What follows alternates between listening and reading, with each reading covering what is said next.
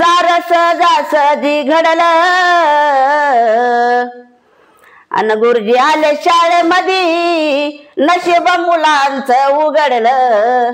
अहो गुरुजी आले शाळेमध्ये नशीब मुलांचं उघडलं. आज आपल्या शाळेमध्ये आपल्या शाळेची विद्यार्थिनी पल्लवी सायकर हिच्या आजी पार्वतीबाई महादेव सायकर तुमच्याशी संवाद करायला आलेले आहेत.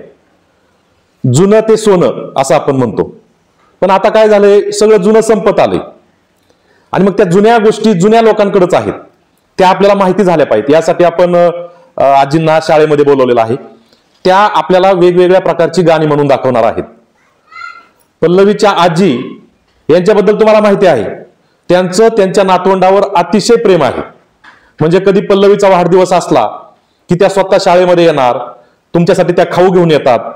त्याचबरोबर एवढ्यावरच त्या थांबत नाहीत, त्या अजिबात शाळा शिकलेल्या नाहीत, पण शाळेवर त्यांचं किती प्रेम आहे. तर त्या पल्लवीच्या वाढदिवसाला आले की हे माझे 1111 रुपये घ्या शाळेला मदत, किंवा विराजच्या वाढदिवसाला आल्या हे माझे 511 रुपये घ्या शाळेला मदत. म्हणजे तुम्हाला खाऊ देण्याबरोबर त्या शाळेला सुद्धा मदत करतात. म्हणजे त्यांचं त्यांच्या नातवंडावर जेवढं प्रेम आहे तेवढंच प्रेम आपल्या शाळेवर सुद्धा आहे. शाळेची चांगली प्रगती व्हावी आणि या शाळेमध्ये मुलांनी चांगलं शिकावं ही त्यांची भावना आहे, म्हणून त्या शाळेला मदत करत असतात. तर त्यांची गाणी आज आपण ऐकूयात. जगाची तू जगन्माता तुला सार काही कळत, नदी नाल्याला आला पुर 36 विघ्नाचं पाणी तुझ्या होमात जळत. नदी नाल्याला आला पुर ती समुद्राला मिळत. गुरुपुत्राचं गुजई खऱ्या गुरुपुत्रालाच कळत. मुले झाली गोळा म्हणून भरली शाळा, मुले झाली गोळा म्हणून भरली शाळा. सारस जासजी घडलं अन गुरुजी आले शाळेमध्ये नशीब मुलांचं उघडलं. अहो गुरुजी आले शाळेमध्ये नशीब मुलांचं उघडलं. गुरुजींनी लावला लळा म्हणून शिकत येत शाळा, गुरुजींनी लावला लळा म्हणून शिकत येत शाळा.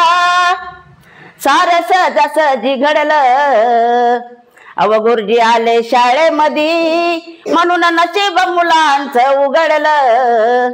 अन गुरुजी आले शाळेमध्ये म्हणून नशीब मुलांचं उघडलं.